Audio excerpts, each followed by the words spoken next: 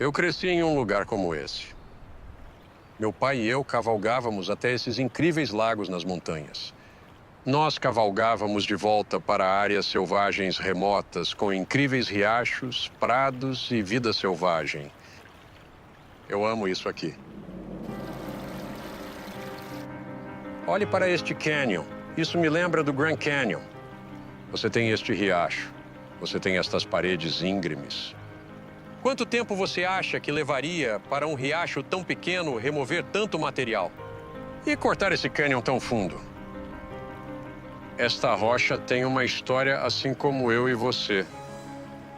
Ela veio de algum lugar. Muitas dessas rochas foram datadas como tendo de 350 mil anos, até 2 milhões de anos. Isso é bem velho. Mas pode te surpreender saber que todas as formações geológicas que vemos aqui, os cânions, as camadas, até mesmo as plantas, são mais jovens do que eu. Quando eu nasci, não havia nada aqui além de uma vasta floresta, centenas de metros abaixo de onde estamos agora. Na verdade, antes de 1980, a maioria das pessoas nunca ouviu falar do Monte St. Helens.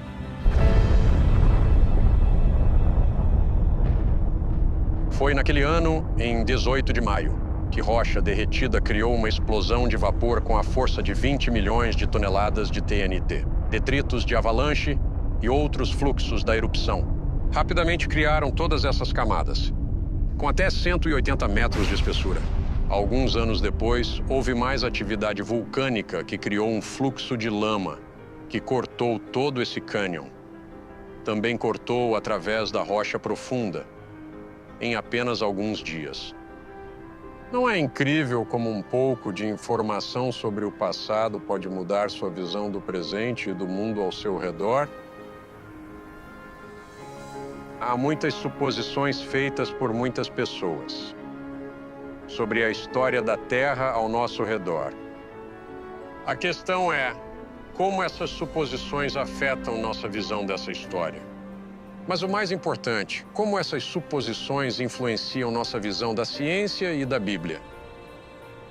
Deus criou o mundo em apenas alguns dias ou em bilhões de anos? A humanidade descende dos macacos? Ou Deus nos criou instantaneamente à sua imagem? Houve um dilúvio global que destruiu a Terra? Ou isso é um mito? Em outras palavras, Gênesis é a história real?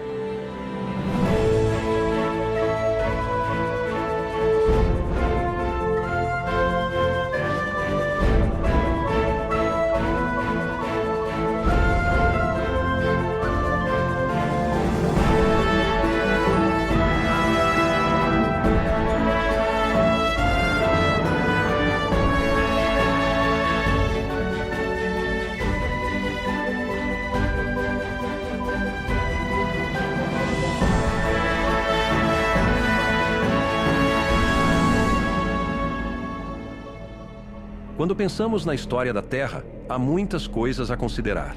Mas uma das mais fascinantes é o relato do dilúvio. A Terra inteira foi coberta com água mesmo? Gênesis diz que as águas prevaleceram tanto na Terra que todas as altas montanhas sob o céu foram cobertas. Então, se o dilúvio foi global, não haveria muitas evidências? Ouvi falar de um cientista que passou 40 anos estudando essa questão. Quando falei com ele, disse que tinha um ótimo lugar para ver evidências do dilúvio global. Steve, tenho que admitir, estive aqui várias vezes, mas sempre que venho é de tirar o fôlego. Além de estar em casa, o Grand Canyon é meu lugar favorito na Terra. Então, Steve, me diga, o que você vê aqui? Quando olhamos para o Grand Canyon, vemos a história do solo sob nossos pés. Temos aqui uma espécie de bolo de camadas, de estratos erodidos para ver a estrutura interna da Terra. Essas mesmas camadas estão também no Colorado, também em Illinois, também na Pensilvânia. Então, quando você fala de estratos sedimentares, fala das camadas que vemos. Sim, as camadas mais baixas se formam primeiro. São grãos de sedimentos que foram misturados, separados e fluíram para cá de diferentes direções, acumulando-se um sobre o outro. Então, claro, eles se transformam em rocha. Então você está dizendo que o solo em que estamos agora, se voltássemos na história, seria líquido? Sim, então o oceano está fazendo coisas incríveis. E a água, que tem um poder incrível, está depositando as camadas que vemos no cânion. E há fósseis em todas essas camadas? Há fósseis marinhos em todas as camadas, mas a explicação padrão é que houve 17 avanços e recuos do oceano sobre o continente norte-americano. E isso se estendeu por milhões de anos. E qual é a evidência que você vê aqui que diria que isso não faz sentido?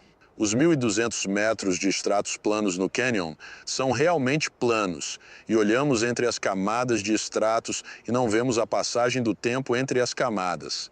Você quer dizer erosão? Erosão especialmente e canalização em grande escala não são visíveis. E então olhamos os estratos e eles mostram evidências de sedimentação muito rápida. Apenas minutos ou horas são necessários para formar camadas. Bem, conte-me a história dessas camadas. Como elas chegaram aqui? No ano 600º da vida de Noé, no segundo mês, no 17º dia, no mesmo dia foram rompidas todas as fontes do grande abismo e as janelas do céu se abriram. Meu entendimento é que ocorreu uma elevação do fundo do oceano. Algum tipo de magma ou terremoto impulsionou os oceanos sobre o continente. Então é por isso que encontramos esses fósseis marinhos nessas camadas. Sim, e tivemos 6 meses com as águas prevalecendo sobre a Terra, mais 7 meses ou mais para a água baixar. Os 1.200 metros de estratos provavelmente representam a parte do início e do meio do dilúvio global aqui no Grand Canyon. Temos localmente outros estratos nesta região. Isso é chamado de a Grande Escadaria. Temos cerca de 3.000 metros de estratos acima do Grand Canyon. Mais alto do que aqui? Mais alto do que aqui. E isso representa as fases finais do dilúvio e o recuo das águas. Essa superfície foi nivelada pelo recuo das águas. E quando o dilúvio recuou para as novas bacias oceânicas, os continentes provavelmente se elevaram e a arca, claro, parou nas terras altas do Oriente Médio. Bem, algumas pessoas dizem que esse registro é sobre uma inundação local. Eu acredito que foi um dilúvio global e todas as altas colinas sob todo o céu foram cobertas. Uma declaração universal. Mas não devemos medir a profundidade das águas do dilúvio pelas montanhas atuais da Terra, que foram em grande parte criadas durante e após o dilúvio. Bem, o fato de termos todas essas camadas seria desconhecido para nós se estivéssemos sobre elas em outro lugar. Mas são conhecidas por nós porque foram cortadas. Como isso aconteceu? Bem, foi a história que todos aprendemos na escola, certo? O Rio Colorado, ao longo de dezenas de milhões de anos, cortou o Grand Canyon. A maioria dos geólogos descartou essa ideia. É difícil sustentar um canyon como este por dezenas de milhões de anos. Você não pode imaginar um canyon durando tanto com erosão. É porque os lados teriam desmoronado e se quebrado? Sim. Então, como conseguimos esculpir isso tudo? Bem, há muitas teorias e, pessoalmente, gosto da ideia de erosão catastrófica pelo escoamento de lagos. Então, após o dilúvio, temos esses grandes corpos d'água, esses lagos que ficaram presos. Há evidências de um grande lago no deserto pintado chamado Hopi Buttes, cerca de 2.000 quilômetros cúbicos de água neste enorme lago. E então a represa se rompe e toda essa enorme quantidade de água começa a escoar e esculpir isso. Sim. E quanto tempo levaria para erodir o Grand Canyon? Talvez semanas, mas não milhões de anos. O tempo não é uma varinha mágica que resolve todos os problemas geológicos do mundo. Abandone essa ideia de milhões de anos e pense em processos catastróficos, como no Monte St. Helens, e isso ajudará a entender o Grand Canyon. Em todos os lugares que olhamos, Steve me mostrou evidências do incrível poder da água em movimento. Rapidamente depositou essas enormes camadas, depois rapidamente as erodiu. Steve queria me mostrar onde as águas da enchente atingiram o continente, então ele me levou mais fundo no cânion. Steven, você disse que ia me levar até o fundo. Não estava brincando, estava. Estamos no fundo. Não Estamos neste grande cânion lateral do Grand Canyon principal. E estamos olhando para a rocha de granito do subsolo, que é o núcleo do continente. E então vemos as camadas horizontais em cima. A fronteira entre a rocha de granito abaixo e o arenito tapiat acima é essa superfície que chamamos de grande inconformidade. Por que parece ser uma linha tão marcante? É claro. Acho que é uma fronteira erosional de escala colossal. Estamos olhando para algo que mostra a magnitude do fluxo da enchente sobre uma superfície. E é só aqui? A grande inconformidade é em todo o continente. Eu a vi, acredito, no Oriente Médio. Está na Europa, está na África e aqui está sob o continente norte-americano. Então temos essa camada. Quão espessa é essa camada? E o que sobe daqui? Bem, temos a mega sequência Salk aqui. 300 metros de arenito, xisto e calcário que se estende por todo o continente. Existem 4 outros pacotes de mega sequências de estratos acima dele. Eles também são contínuos, como este.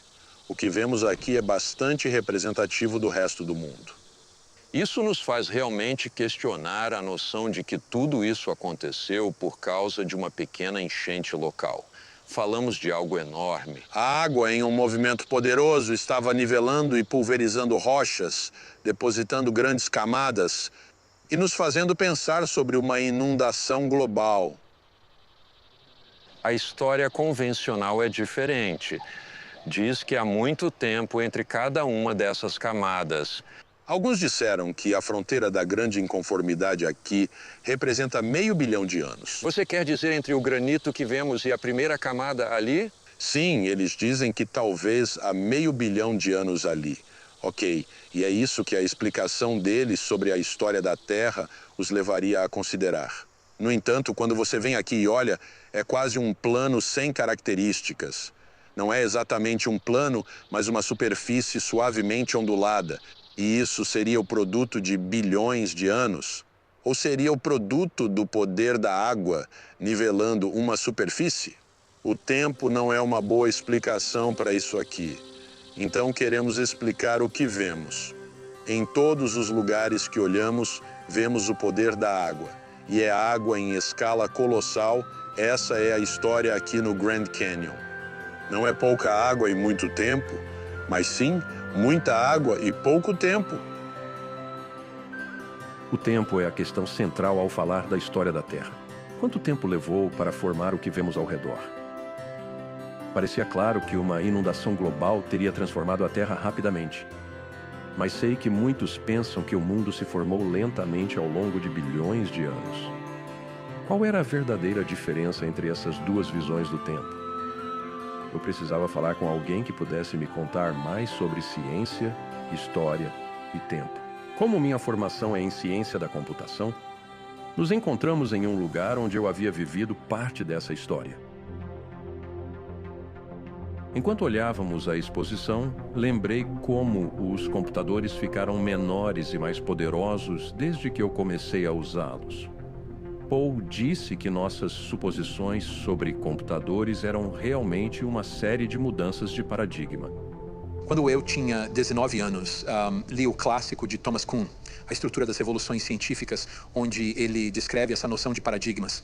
Um paradigma é uma estrutura na qual você interpreta evidências. Na verdade, a ciência não é só sobre a evidência, é sobre como você interpreta essa evidência. Então, esta sala, por exemplo, temos aqui os chamados mini-computadores. Mas, na verdade, eles não são mini em termos do nosso paradigma atual. Sim, hoje, não é? Sim, isso é mini, não é? Então, realmente, para entender essa questão das origens, você precisa começar olhando os paradigmas governantes, as duas principais visões que temos atualmente sobre a história da vida e do universo. E quais são essas? Por um lado, temos o paradigma convencional. No paradigma convencional, você tem o tempo profundo, 13,7 bilhões de anos, ao longo dos quais esse processo gradual, começando com a simplicidade primordial, termina no que vemos hoje. Toda a complexidade da vida deve ser construída de baixo para cima por processos estritamente físicos, onde não há uma mente, um criador ou um design. A segunda visão podemos chamar, digamos, de paradigma histórico do Gênesis. Tudo começa com uma mente divina, um criador, uma inteligência que planeja, supervisiona e traz à existência a realidade que conhecemos. Os eventos estão ocorrendo em uma escala temporal muito mais recente. O universo, o sistema solar, nosso planeta, a própria vida, tudo isso começa totalmente formado como um sistema funcional. Não é difícil ver que há uma diferença radical entre esses dois em termos de tempo. Quando olhamos para a história da vida neste planeta, temos um conjunto de dados, mas dependendo do paradigma adotado, esses dados serão interpretados de maneiras diferentes. Parece que um paradigma está se baseando em uma história que nos foi dada. Sim. E outro paradigma aí está construindo essa história. É assim que você vê isso? Temos uma testemunha desses eventos. E essa testemunha nos diz o que aconteceu e devemos levar isso em consideração ao avaliar os dados. Bem, Paul, a razão pela qual isso se torna sério é que não estamos falando de uma história de apenas ferver água a uma certa temperatura. Certo. Estamos falando de uma história que trata da origem do universo. Trata da origem da vida, da origem da humanidade, da origem do pecado e, porque há mal no mundo, a origem das formações geológicas que temos ao nosso redor.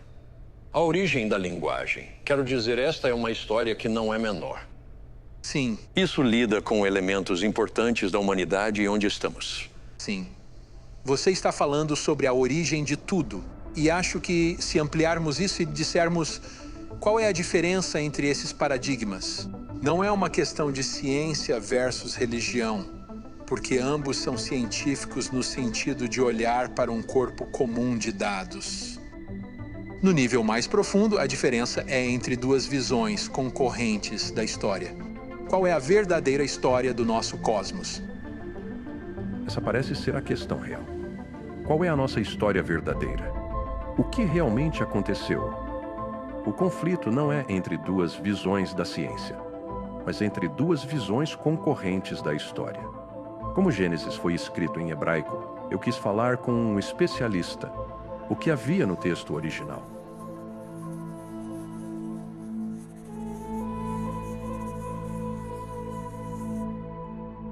A primeira palavra em Gênesis é Breshit. Breshit. Gênesis 1 é Breshit bara Elohim, et ha-shamayim veha-aretz.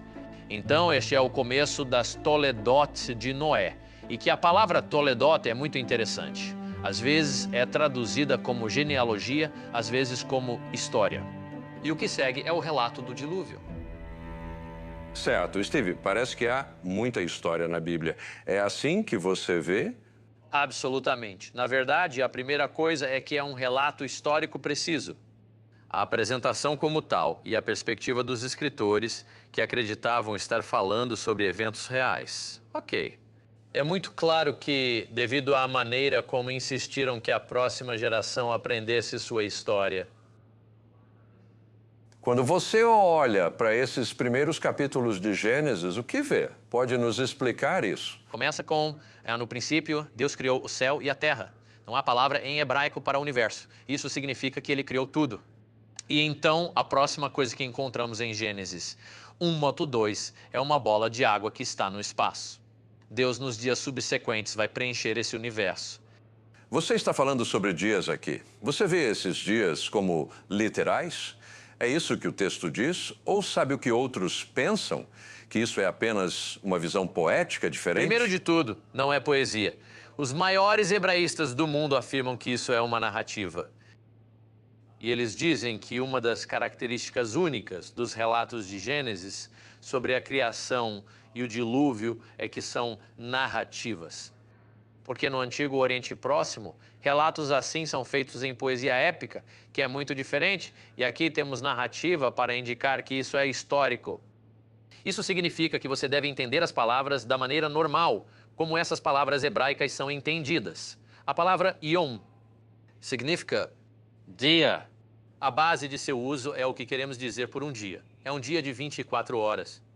A única maneira de querer que signifique um período mais longo é impor um conceito estranho ao texto e dizer, bem, acho que são eras e, portanto, Yom tem que significar eras. O que você deve fazer é começar com o texto. Se começarmos com o texto, Yom significa dia. Então, quando chegamos à passagem que fala sobre a criação de Adão e Eva, Sam, você vê isso como um evento histórico, claro, que se opõe diretamente ao paradigma convencional, de que o homem evoluiu de um longo processo. o texto bíblico não é compatível com o padrão, o paradigma convencional. A Bíblia ensina que o Senhor Deus formou o homem, soprou nele o fôlego da vida, criou-o à sua imagem. E então, claro, a mulher já é criada. Temos o casamento, temos a queda. Então, na genealogia de Noé, temos todo o relato do dilúvio. E o dilúvio é global? Bem, não sei quantas vezes, acho que 35 vezes ou mais a palavra kol, que significa tudo, ocorre na narrativa do dilúvio. Se isso é um julgamento sobre a humanidade, então tem que ser global. Continuamos através desses primeiros 11 capítulos de Gênesis. Chegamos ao capítulo 10, que é chamado de A Tabela das Nações, que são os filhos de Noé. Menciona nesse capítulo que as pessoas estão em suas diferentes nações e línguas. Então Moisés volta em Gênesis 11, de 1 a 9, e explica como as línguas se desenvolvem. E assim chegamos à história de Terá. E a Toledote de Terá não será sobre Terá, mas sim sobre seu famoso filho, o patriarca Abraão. Parece tão evidente que não há desconexão entre tudo isso e tudo o que vemos no início. É apenas uma longa e contínua narrativa histórica, não é mesmo? De fato, as genealogias formam a estrutura não apenas para Gênesis, mas as narrativas estão embutidas nas genealogias. As genealogias são retomadas, é chamado de Toledot, no livro de Ruth, para estabelecer que Davi é descendente de Judá, conforme a profecia de Jacó. E então passamos ao Novo Testamento. Como é estabelecida a linhagem de Jesus? Com duas genealogias, uma voltando pela linha de Maria até o primeiro homem, Adão. Steve, à luz de tudo isso que vimos, quão importante é a narrativa histórica que encontramos em Gênesis, incluindo todas as gerações descritas ali? Quão importante é isso para o cristianismo? Mostra que o cristianismo tem uma base histórica. É o que as escrituras dizem e elas representam dados históricos reais. Então, o cristianismo não é um salto no escuro, mas sim compreender que ele possui uma base histórica extremamente forte e bem fundamentada e que nosso Salvador é também o nosso Criador. Essas genealogias são de suma importância. Se Jesus é descendente de Adão, e Adão foi criado no 6º dia da criação, então a Terra não pode ser tão antiga. Então, de onde vêm os milhões de anos? Conheci um geólogo em um local onde ele disse que poderíamos entender isso de forma mais clara.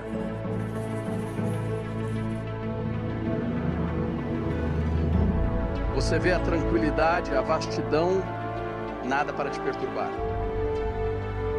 Mas você lembra que foi explosivo no passado. Havia um vulcão aqui atrás, o vulcão de Cone de Cinzas, e ele expeliu um fluxo de lava que se espalhou por esta região. Uma enorme quantidade de basalto, lava. Sim, mas é realmente pequeno comparado aos fluxos de lava que vemos em muitos lugares. E há algo como 1000 desses vulcões por aqui. O pequeno atrás de nós chamamos de vulcão Cone de Cinzas. Você chama isso de pequeno? Sim, quero dizer, esses vulcões são pequenos. Monte St. Helens, 1980, quando entrou em erupção, os 750 metros do topo do vulcão explodiram, mas isso foi pequeno comparado a erupções históricas. Podemos voltar um pouco mais à grande erupção de Yellowstone, e parte das cinzas vulcânicas chegaram ao Texas. Explodiu tão longe assim. Você pensa em fluxos de lava na Índia que tem uma acumulação de até 300 metros sobre uma área de 1/3 do tamanho do subcontinente indiano. O que vemos no presente é minúsculo em comparação ao que vimos no passado. Isso nos diz algo sobre o passado histórico. Não podemos usar as taxas atuais desses processos para entender quão rapidamente e quão majestosamente, em termos de escala, o registro geológico se acumulou.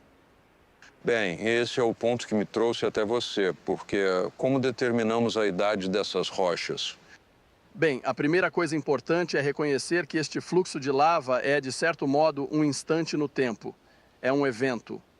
Quando está fundida, todos os elementos que saíram do vulcão estão misturados e a rocha começa a cristalizar. Átomos radioativos começam a acumular o que chamamos de produtos filhos, os produtos de decaimento.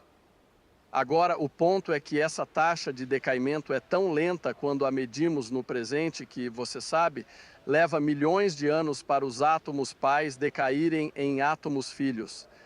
E é daí que vem os milhões de anos, o fato de que as taxas de decaimento no presente são lentas. Mas diríamos que o presente não é realmente a chave para o passado, porque, obviamente, o passado contém eventos catastróficos massivos que não ocorrem hoje. Na verdade, a Bíblia diz que o passado é a chave para o presente. Se você quer entender por que o mundo é como é hoje, precisa entender o que aconteceu no passado. Então, temos muitas pistas de que os processos geológicos não foram constantes ao longo do tempo. E temos outras pistas de que as taxas de decaimento podem não ter sido constantes. Veja, coletamos amostras de rochas de vários lugares, muitas amostras no Grand Canyon, cada uma dessas camadas de rochas. Eu fiz isso na Nova Zelândia, fizemos isso em outras partes do mundo. E o que fizemos foi que submetemos as mesmas amostras de rochas a mais de um desses métodos de datação. E o que descobrimos foi que, nas mesmas amostras com mais de um método, obtivemos idades que diferiam por centenas de milhões de anos ou até 1 bilhão de anos em alguns casos. Estamos vendo enormes diferenças ao usar métodos diferentes. Bem, se há esse tipo de diferença entre todos esses métodos de datação, então isso parece confirmar que temos um sistema aberto aqui, não fechado. Correto. E se temos um sistema aberto, isso significa que não podemos confiar nele para nos fornecer datas confiáveis para essas rochas. E isso muda todo o pensamento sobre a história da Terra, porque, de repente, esses relógios radioativos não são confiáveis. Temos evidências de que as taxas eram mais rápidas no passado. De repente, podemos não estar pensando em termos de milhões de anos. Podemos estar pensando em termos de uma história muito mais curta. Mas você estava dizendo que esse tipo de evidência está na literatura aberta agora. Sim, certo. Por que isso não está causando impacto? Me perguntaram isso quando falei em departamentos de geologia universitários. E a resposta é porque há um compromisso com os milhões de anos. E assim que as pessoas se fixam nesse foco, qualquer coisa fora de seu campo de visão que conflita com esse foco é marginalizada. E a razão pela qual os milhões de anos são importantes, se voltarmos na história do pensamento científico, Charles Lyell, na Inglaterra, propôs milhões de anos e eles multiplicaram as idades das rochas. E essa foi a base sobre a qual Charles Darwin construiu. Na verdade, ele leu o livro de Charles Lyell e ficou convencido dos milhões de anos de evolução geológica. Então ele poderia dizer o que não vemos acontecendo no presente. Podemos ver apenas pequenas mudanças no presente. Dado milhões de anos, as pequenas mudanças podem se somar a grandes mudanças.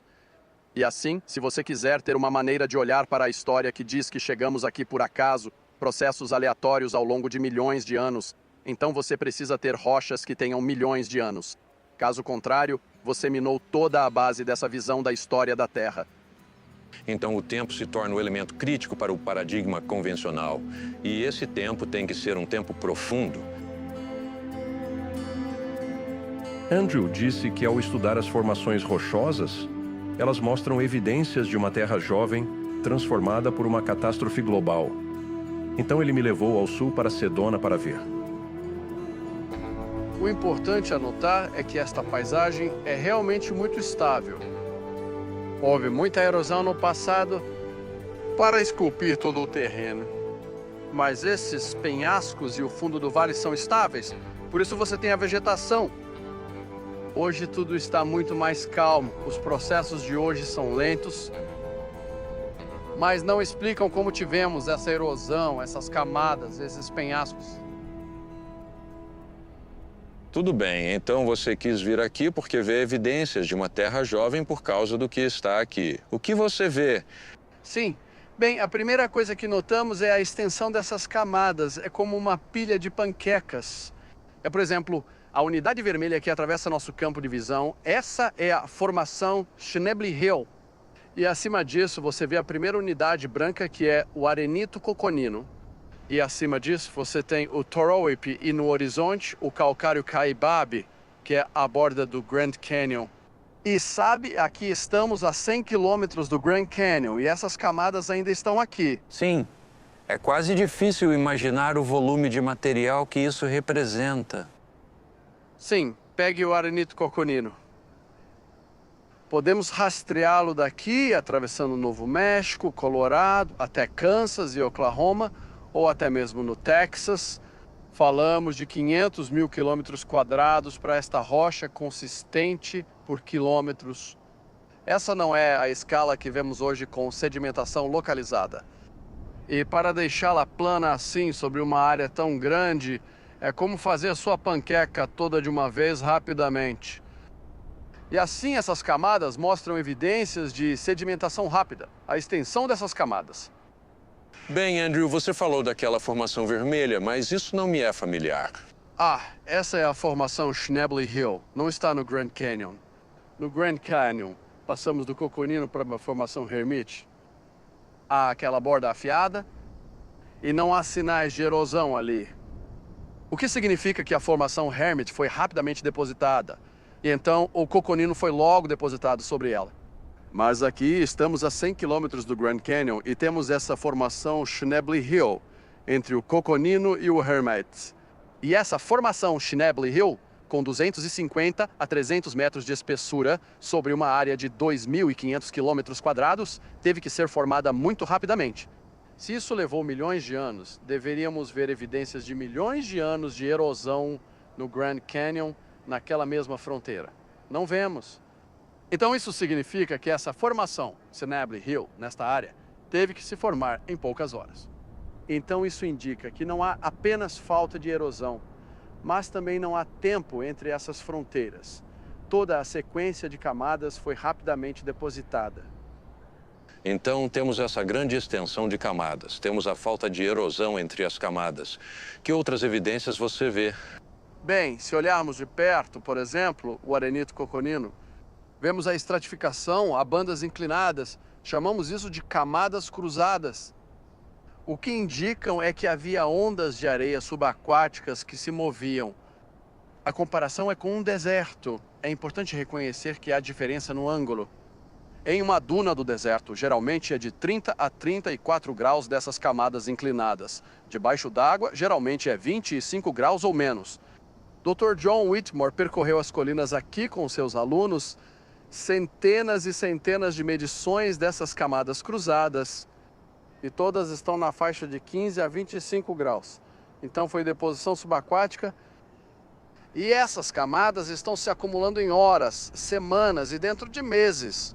Você tem essa pilha de camadas sobre áreas tão vastas. Então não é uma questão de acreditar naquelas camadas. De jeito nenhum. É diferença de tempo, não é? Correto. Não é uma questão de ciência versus a Bíblia. Quando falamos sobre o paradigma do dilúvio e o convencional, estamos falando sobre duas visões diferentes da história da Terra. Essas visões são realmente diferentes. Claro, eu cresci aprendendo a visão convencional, com suas longas eras e mudanças lentas. Mas qual era a história do mundo segundo Gênesis?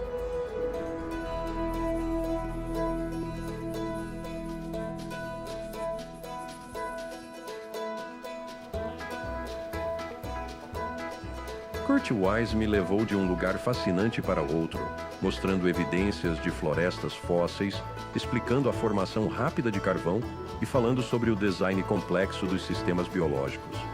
Em cada lugar que íamos, ele me mostrava algo novo sobre a Terra e sua história. Terminamos na entrada de uma velha mina de carvão abandonada. Estes são restos da Dayton Coal and Iron Company, construída cerca de 110 anos atrás. O incrível é que, se você não soubesse dessa história, pensaria que essas rochas são muito antigas. Se estivéssemos na Grécia, poderíamos pensar que tem milhares de anos. É difícil dizer só olhando para a estrutura. Bem, Kurt, preciso que você faça algo por mim. porque sei que o paradigma convencional olha para a história da Terra como uma linha reta. Muitos processos uniformes e assim por diante. Mas a história do Gênesis nos diz que não é tão uniforme. Esse é um bom ponto. Em 2 Pedro capítulo 3, fala sobre pessoas nos últimos dias dizendo: onde está a promessa de sua vinda? Pois todas as coisas continuam como eram desde o início da criação. Esse conceito de que o que você vê agora, o que está acontecendo no riacho abaixo, o que está acontecendo em cada lugar na Terra, é como sempre foi. Sempre foi assim em toda a história da Terra. A passagem continua dizendo que por isso eles são ignorantes por escolha. Eles não são apenas ignorantes dessas verdades, eles estão rejeitando essas verdades de propósito e mencionam a criação e o dilúvio. Esses são eventos, segundo a Bíblia, que não são como o presente atual. Certo? E o interessante é que é isso que vemos aqui. Esse penhasco não está realmente no lugar. Esse penhasco pertence a cerca de 300 metros acima. Ele deslizou para sua localização atual. É uma rocha bem grande. É enorme, é gigante. Agora, que tipo de processo no presente desliza blocos tão grandes assim? Isso continua por cerca de 1 quilômetro. Mas dentro dessas rochas há ainda mais evidências de um evento anterior que é ainda maior, ainda mais diferente do presente. E dentro dessas rochas também há fósseis de um período muito diferente do presente. Então, de acordo com as escrituras e com a minha experiência, você não pode usar o presente para julgar o passado. Mas se você voltar ao início, verá que a Bíblia descreve o que eu chamaria de épocas da história da Terra. Períodos importantes. São apenas coisas diferentes acontecendo em cada uma dessas épocas. Mas se você vivesse em outra época, nunca entenderia a anterior porque é muito diferente. A primeira é a própria criação. Em 6 dias, Deus criou todo o universo. Ele criou os planetas e as estrelas e estendeu o universo com seu braço estendido. Isso não está acontecendo hoje. Ele não está criando planetas. Na verdade, no final dessa passagem, ele diz que terminou sua obra de criação. Então entramos no que eu chamo de época edênica, o período em que Adão e Eva estão no Jardim do Éden, e é muito diferente do presente. Temos a impressão dessa passagem que Adão e Eva, se não tivessem pecado, viveriam para sempre. É difícil conceber humanos vivendo para sempre. Então é um mundo diferente, muito diferente. Quanto tempo dura, não sabemos. Mas termina de repente com Adão e Eva comendo da árvore do conhecimento do bem e do mal. E Deus amaldiçoando a criação. Ele mudou as regras do universo. Agora o sol não vai mais queimar para sempre. Não vamos mais viver para sempre. Então é difícil para nós imaginar como seria porque só vemos as leis. E não teríamos chegado a essa conclusão sem a palavra de Deus. Isso é verdade. E é para isso que acho que a palavra de Deus nos foi dada. Então entramos na terceira época do tempo, o que chamo de período antediluviano, antes do dilúvio e após a queda do homem. É um mundo diferente do presente, tem as mesmas leis naturais, mas é um conjunto diferente de criaturas, conjunto diferente de plantas. É uma terra um pouco mais quente, os continentes estão em posições diferentes do que estão agora, parece significativamente diferente. Bem, é o que vemos em Pedro, onde fala sobre aquele mundo sendo destruído. Então o dilúvio não foi apenas encharcar tudo, foi uma mudança radical, não foi? Se estivermos certos sobre o que entendemos até agora, temos continentes se movendo, colidindo, criando montanhas. Montanhas estão subindo a muitos milhares de metros. A água está lavando continentes inteiros. Estamos arrancando milhares e milhares de metros de sedimentos dos antigos continentes e depois depositando metros de sedimentos sobre eles novamente. Estamos vendo terremotos de poder impressionante. Então essa mudança do que você chama de época antediluviana para pós-diluviana. Basicamente, a Terra precisa se recuperar de um dilúvio global. A atmosfera precisa se recuperar. A geologia, as rochas precisam se recuperar. Plantas e animais devem se espalhar pela Terra. Há muita água, terremotos enormes, vulcões enormes. E mais ou menos esse período de recuperação é uma diminuição lenta na intensidade e frequência dessas coisas. Então seria nesse período que veríamos a Era do Gelo? Sim, ironicamente, a Era do Gelo acaba sendo, em nosso modelo, uma consequência do aquecimento da água durante o dilúvio. A água evapora dos oceanos. Isso esfria os oceanos. A água, então, se move sobre os continentes e despeja grandes volumes de água. Agora, em certos lugares, a chuva vai cair como neve, mas caindo tão rapidamente e sem pausa que não pode derreter e se acumula em espessas camadas de gelo até ficarem com quilômetros de espessura.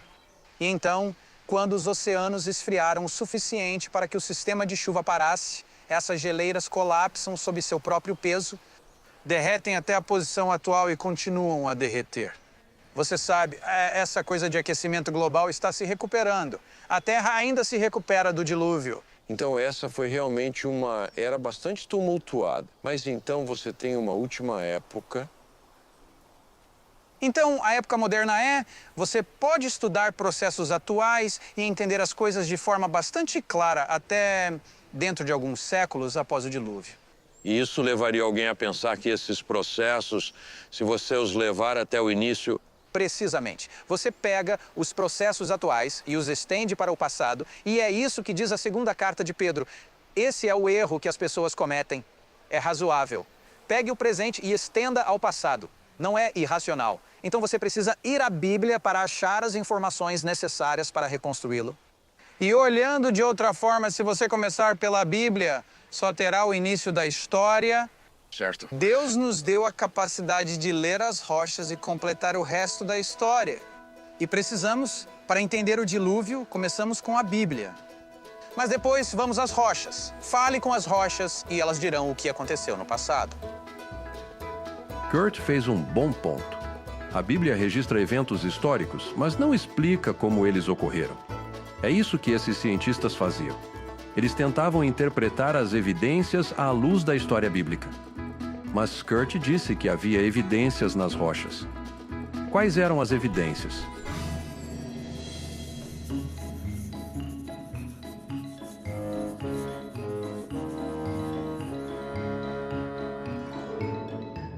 Adoro ir a museus de história natural. Para mim, como paleontólogo, é como ir a um zoológico.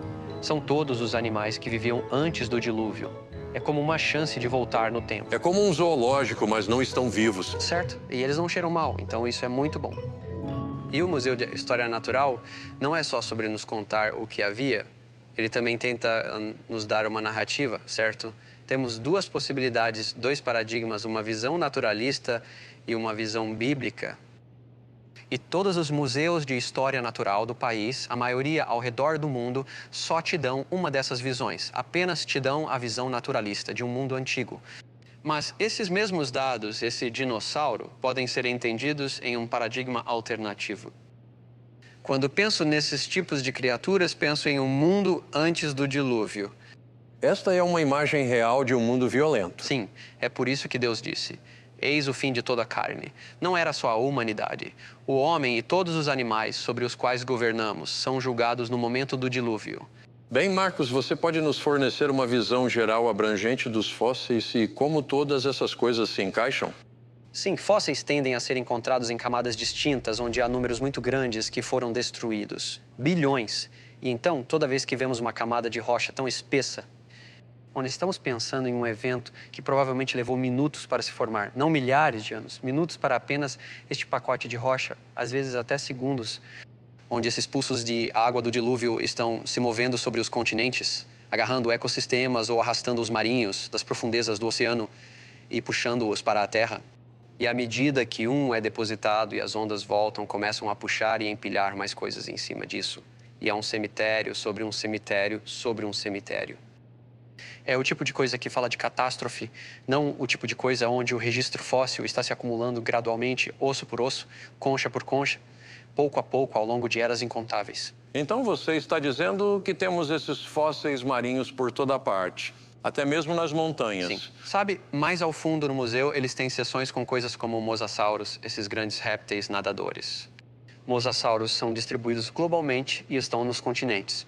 Então, olhando para essas coisas, você se pergunta: o que tem o poder? O que tem a capacidade de pegar o mundo marinho e jogá-lo sobre os continentes de maneira tão violenta? E o dilúvio faz total sentido. Quando estávamos no Grand Canyon, vimos aquela grande inconformidade e realmente não havia fósseis abaixo disso. E então, de repente, começamos a encontrar muitos. O que isso diz a você como paleontólogo? Bem, a grande inconformidade me diz que há algum tipo de erosão massiva e cisalhamento no continente. Então, quando começamos a chegar àquelas belas rochas sedimentares que têm todos os fósseis maravilhosos, o padrão começa a se revelar. O ecossistema que tem os primeiros animais aparece de repente. Na paleontologia convencional, isso é chamado de explosão cambriana. É a primeira aparição de uma grande diversidade de tipos diferentes de animais marinhos. E, de repente, você tem esse ecossistema complexo e completo que surge do nada. Agora, isso faz sentido de uma perspectiva de criação e dilúvio, porque o dilúvio trata da destruição de ecossistemas. Enquanto que, em uma visão evolutiva, esses ecossistemas terão que surgir um pouco mais gradualmente, à medida que os organismos se diversificam e evoluem e respondem uns aos outros em seu ambiente. Mas isso não é o que você vê. Em vez disso, você vê uma explosão de vida, que é complexa e completa. O ecossistema é integrado. Você pode ver onde todos os organismos se encaixam, e essa é a primeira vez que isso acontece. Toda vez que você sobe na coluna geológica neste registro fóssil, você vê mais ecossistemas. Você tem um ecossistema destruído e então outro. Tem criaturas diferentes, há interações acontecendo. E à medida que as águas do dilúvio sobem, elas se aproximam da costa, destruindo mais organismos na linha costeira e na terra. Então, eu acho que entendo o que você está dizendo aqui, e isso é que o paradigma que todos nós aprendemos, o paradigma convencional, está tentando nos dizer que o registro fóssil é uma imagem evolutiva da vida enquanto ela se desenvolve, ao contrário do paradigma de Gênesis que diz, não, toda aquela vida, toda a complexidade da vida já estava lá. E agora estamos olhando para o cemitério de toda aquela vida. Exatamente. Bem, quais são alguns dos outros dados que você está vendo que te convencem desse paradigma? Claro. Bem, uma situação muito curiosa com o registro fóssil, pensando verticalmente sobre as coisas, não são as partes duras do animal, mas as pegadas. São as pegadas. Este é um padrão que vemos em vários grupos diferentes, onde suas pegadas vêm primeiro e suas partes do corpo depois. Para os trilobitas, para os anfíbios, para os dinossauros, a primeira vez que encontro evidências deles no registro fóssil é por pegadas, não partes duras. De uma perspectiva da Terra antiga, isso é realmente estranho e difícil de entender, porque há milhões de anos entre a produção das pegadas e, finalmente, o animal que as fez. Mas isso não faz muito sentido, certo? Porque se há pegadas, há animais, e esses animais têm ossos, dentes e conchas, por que não estão fossilizados?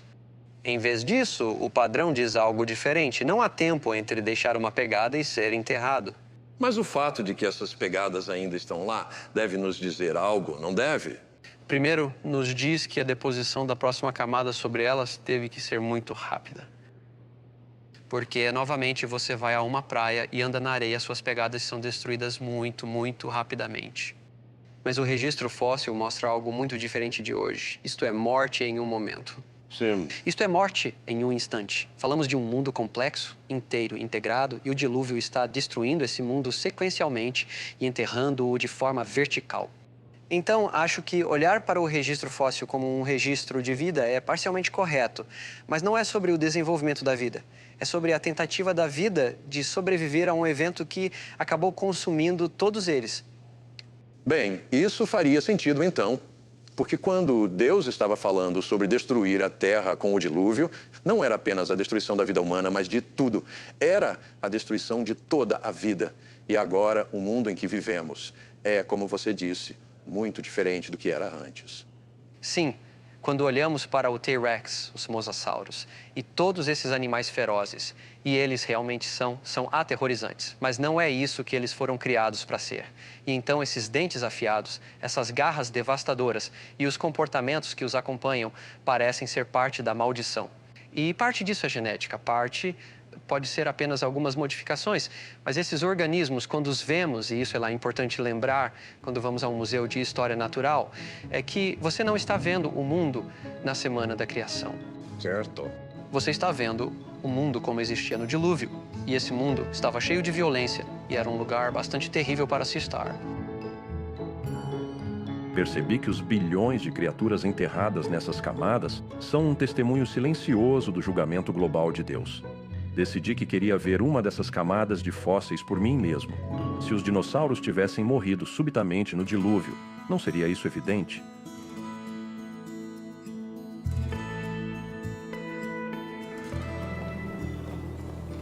O que estamos lidando aqui é a formação Lance. Este é um depósito sedimentar do Cretáceo Superior. O que temos aqui é uma cama de ossos. É uma acumulação de ossos com cerca de 1 metro de espessura, um pouco menos de 1 metro. Neste metro encontramos ossos como uma camada graduada com ossos pequenos no topo e maiores na parte inferior. E você pode ver aqui, parece que Kirlene está trabalhando em outra vértebra aqui. Esta é uma vértebra cervical de um dinossauro bico de pato. É onde passa a medula espinhal, bem ali. Quando olho para esses ossos na pedreira, muitas vezes penso neles como estando dentro do animal vivo. Sim. Imagine como é ver esses ossos pela primeira vez na vida. Então isso está cheio de ossos. Não precisamos procurar onde estão os ossos, só precisamos sentar e começar a cavar. O que é diferente sobre os locais que você está escavando aqui em oposição ao que diríamos ser uma escavação geral de dinossauros? Bem, há dinossauros encontrados em todo o mundo, mas este local em particular é único, pois é provavelmente uma das maiores coleções de ossos do mundo. E há restos de eu diria, entre 5 e 10 mil animais, cada um medindo entre 6 a 12 metros de comprimento neste depósito.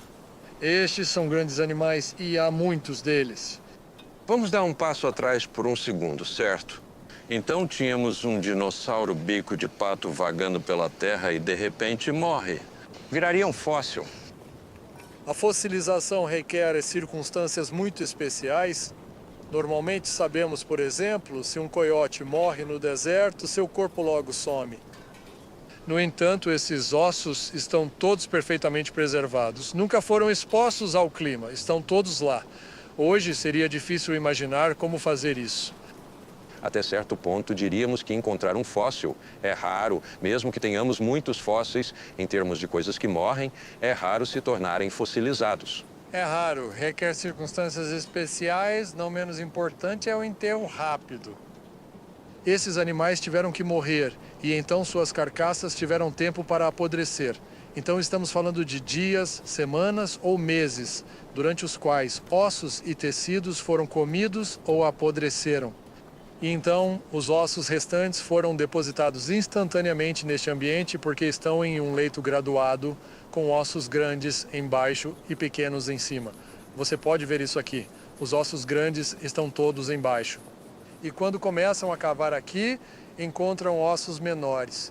Então, essa condição requer um processo de classificação que só pode ocorrer durante um depósito catastrófico. Então, quando olhamos para os fósseis de dinossauros, em vez de pensar em dinossauros antigos, médios e recentes, você está olhando do ponto de vista de que todos esses dinossauros existiam. Todos estavam vivos. E então houve uma grande catástrofe que os levou ao fim. Os dinossauros já são dinossauros quando aparecem. Parecem exatamente como pensamos que um dinossauro se parecia. E isso é um enigma para quem acredita na evolução dos dinossauros. Mas ouvimos muito sobre forma de transição. Qual é a verdadeira história? Os cientistas conseguiram apresentar algumas formas que acham que são de transição. E algumas delas são muito interessantes, algumas até desafiadoras. Mas eles são as exceções à regra. A regra é que não existem fósseis de transição. O que encontramos no registro fóssil, e ao contrário das esperanças de Darwin, essa é a regra, é que uma forma existe no registro fóssil. Basicamente, permanece inalterada e desaparece do registro fóssil sem ter mudado. Isso deve significar algo além da evolução, porque nunca vemos mudanças de uma forma para outra nas próprias rochas. Então, está vindo de algum outro lugar, é um paradigma que está sendo imposto aos dados, em vez dos dados fornecerem o paradigma. Então, Acho muito fácil ser criacionista com base no meu entendimento da complexidade das formas de vida. E quando olhamos para o registro fóssil, vemos que a complexidade está presente desde o início, e isso levanta a questão: de onde veio toda essa complexidade? É uma coisa ter fé. Eu tenho fé que Deus foi o Criador, mas isso é comprovado pelo que vejo ao meu redor.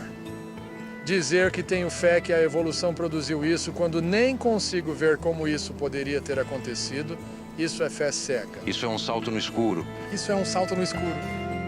Parecia que em todo lugar que eu olhava, havia um corpo crescente de evidências que se encaixavam no registro histórico de Gênesis. Não era apenas uma coisa. Eram muitas coisas apontando na mesma direção. Quando eu estava com Art, ele me contou sobre descobertas recentes de material em ossos de dinossauros. Então, viajei para um laboratório no Arizona para falar com um cientista que faz um pouco dessa pesquisa ele mesmo.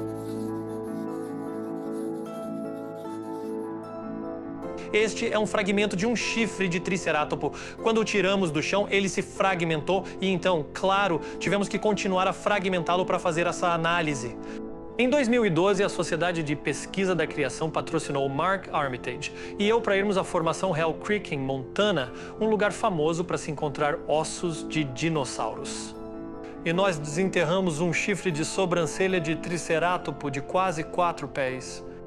Agora está em pedaços desmoronados, então não podemos juntá-lo e mostrar um chifre. Mas ainda assim você deve reconhecer que em pedaços como este nós encontramos tecido com células. Isso é incrível. E potencialmente proteínas como colágeno.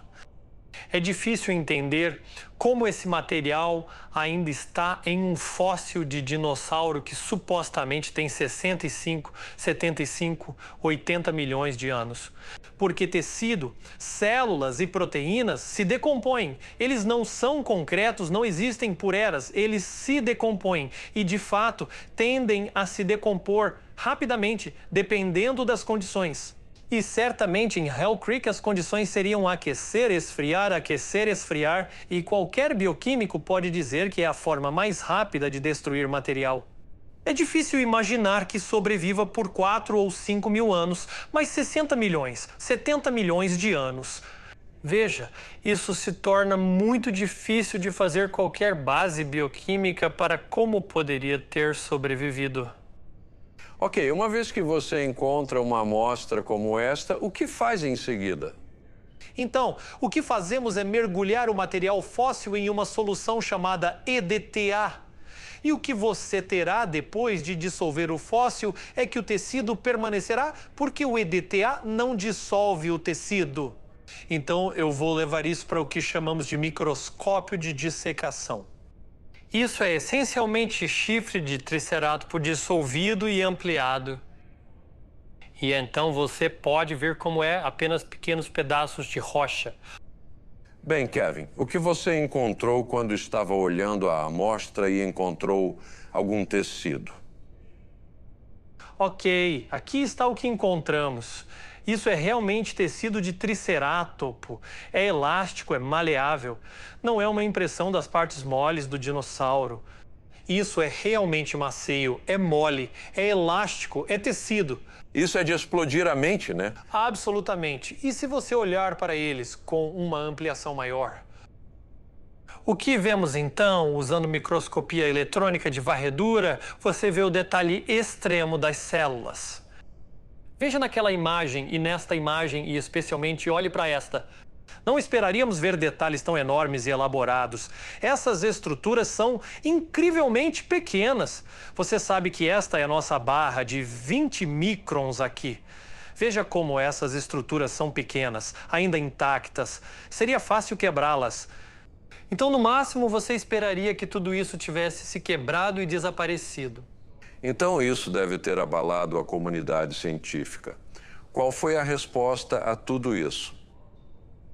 A resposta inicial, quando a doutora Schweitzer publicou seu trabalho, que se popularizou muito em 2005, gerou muita resposta. E então, inicialmente, algumas reações foram de rejeição. Houve a contaminação. Isso não é realmente dinossauro. É bactéria, porque bactérias podem parecer meio estranhas às vezes. Então você teve muitas propostas do que poderia ser. E para seu crédito, a doutora Schweitzer fez mais trabalho. Eles começaram a encontrar proteína. Você abre algumas dessas células. Você olha para a matriz, aqui essas células estão ligadas e há proteína. Ok, então uma vez que isso é entendido, então o que acontece? Isso está agitando as coisas, eu acho. Isso se torna parte da controvérsia porque você agora enfrenta como explicar a sobrevivência disso. A sobrevivência intacta disso. Não apenas por tanto tempo, mas em condições muito adversas. E então a controvérsia tem sido como explicar isso. E se você ler parte da literatura, há quase um desespero porque reconhecem as implicações disso. Algumas pessoas diriam, bem, isso não significa nada porque sabemos quão velhos são e só significa que sobrevive de alguma forma. Mas como você sabe quão velhos são? Você usa supostos métodos de datação. Isso é um método de datação. O próprio tecido não pode ser descartado como parte de um método de datação. Então, por que isso não conta, mas aquilo conta? Bem, é todo o paradigma que dirige suas conclusões. O paradigma é que deve ser antigo, então métodos que nos dão um fóssil antigo são os que escolhemos. Algo que não nos dá um fóssil antigo como tecido, temos que rejeitar ou explicar. Pelo menos para mim, e claro que não sou microbiologista, mas acho que a maioria diria, bem, parece razoável pensar que talvez não sejam tão antigos. Claramente isso está em violação do processo de datação. Desafia todo o processo de datação. Se os fósseis de dinossauros foram datados incorretamente, o que eu diria que isso é uma evidência clara, então é muito provável que os fósseis de qualquer organismo tenham sido datados incorretamente e, portanto, as idades geológicas estão erradas. O que você está dizendo é que, se você retirar a noção de um longo período de tempo, você está retirando uma base importante para o paradigma convencional. Absolutamente. Na verdade, o tempo é o componente crítico para a evolução. Se você vai dizer que um sistema celular simples se tornou um sistema multicelular, que depois se tornou peixe, e o peixe então pulou para a terra, cresceu pernas e começou a respirar ar, e então essa criatura cresceu penas e asas e começou a voar. Então, se você nos der tempo, alegaremos explicar toda essa enorme mudança dos organismos, mas precisamos ter o tempo. Tudo parecia voltar à questão do tempo. Lembrei-me de Andrews dizendo que Charles Darwin aceitou milhões de anos primeiro. Depois ajustou sua teoria da evolução a essa suposição. Mas por que o tempo é tão importante para a evolução?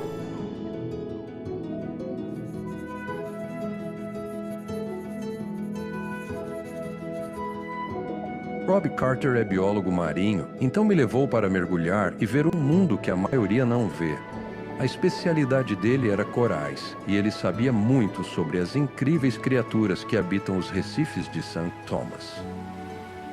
Cara, temos tubarões aqui. Quero dizer, veja como se movem. É quase como deslizar sem esforço. Eu queria nadar assim. Engenheiros querem fazer barcos assim. Submarinos que se movam como tubarões. Não conseguimos fazer isso. Então, da sua perspectiva como biólogo marinho, e sei que você estudou muito a área de genética. Sim. Quando falam de evolução, o que é? Como você define evolução? A palavra significa mudança no tempo, mas eu acredito em mudança no tempo. Mas não sou evolucionista. Como resolver isso? Realmente, evolução é uma crença. Que mudança suficiente no tempo, ao longo de tempo suficiente, pode levar à ancestralidade comum de todas as espécies na Terra. Com certeza. Então essa é a parte que eu rejeito. Claro, as espécies mudam. Veja esses tubarões. Temos várias espécies de tubarões. Quando Deus criou, Ele deu àqueles organismos a habilidade de mudar, se adaptar e responder de maneira dinâmica ao ambiente ao seu redor. Mas eles ainda são tubarões. E quando olhamos para os fósseis, eles ainda são tubarões. Você sabe, as pessoas ouviram a frase elo perdido. E geralmente pensam entre humanos e macacos. Não, há elos perdidos entre quase todos os grupos principais de animais e quase todos os outros grupos principais de animais e plantas, até mesmo bactérias, em todo o registro fóssil, o que indica fortemente que estas são realmente criações diferentes. Então não temos um tipo se tornando outro tipo? Não. A teoria evolutiva requer que pequenas mudanças aleatórias expliquem tudo o que vemos. Mas não pode. E por que não pode? Porque a vida é tão complexa que pequenas mudanças não conseguem. Assim como você não pode pegar um sistema operacional de computador e dizer: ah, sim, isso foi construído um dígito de cada vez ao longo do tempo. Não, foi preciso uma pessoa inteligente para sentar e montá-lo. Bem, posso garantir a você, como alguém que estava nesse mundo, que se alguém na área de computação dissesse: se apenas mudarmos algumas coisas neste sistema, ele vai melhorar. Quero dizer, ninguém concordaria. Não, não vamos fazer o tubarão evoluir para um pássaro. Que o número de mudanças e os tipos de mudanças não são algo que você pode fazer uma mudança de cada vez. Este é um ouriço do mar. Parece espinhoso. Sim, é pontudo. Cuidado. Eu vou me machucar se não, tocar. Não. Ele é pontudo, mas... Estão se movendo. Sim, eles estão se movendo. E entre os espinhos há pés tubulares, principalmente na parte inferior. Veja o movimento. Então ele anda com espinhos, mas ele tem pés tubulares aqui e usa para se agarrar. Mas veja, olhando bem, há 1, 2, 3, 4, 5, 6, 7. Na verdade, há 10 partes radiais neste animal. Na verdade, a estrela do mar é prima. Sério? Não pode ser sério. Absolutamente. A estrela do mar aqui também é um equinodermo, mas observe que ele tem simetria de 5 partes em vez de 10. Esta estrela do mar tem. Na parte inferior, veja. Vemos os espinhos, vemos os pés tubulares. A boca dele está ali no centro. Sim, aí alguma semelhança aqui. Semelhança muito diferente. Muito diferente. Quer ver algo que parece muito diferente? Que é primo da estrela do mar e do ouriço do mar. Tudo bem, parece quase uma pedra. Sim, sim. Tenho que ter cuidado, ele está espirrando. Este é um pepino do mar. Ele tem espinhos. Ele tem pés tubulares. Você nunca saberia até estudar muito que isso é um equinodermo. Ele não está feliz fora da água, então vou colocá-lo de volta. Sim, todos são relacionados, embora pareçam muito diferentes. Relacionados em sua criação, não em um sentido evolutivo. Mas nosso Criador pegou este filo de vida, os equinodermos, e criou isso e isso e isso em um padrão semelhante. E é isso que vemos em todo o reino da vida, semelhanças e diferenças. Então, o que os torna diferentes? Bem, geneticamente, compartilham a maioria dos genes. Mas existem genes de desenvolvimento. Eles são chamados genes Hox, que formam esses padrões no animal enquanto ele cresce. Eles se desenvolvem de uma célula. Então, em um deles, eles criam uma simetria de 5 partes. Em outro, eles criam uma simetria de 10 partes. Em outro, fazem este animal longo e magro. Eles controlam o desenvolvimento do embrião de maneiras realmente incríveis.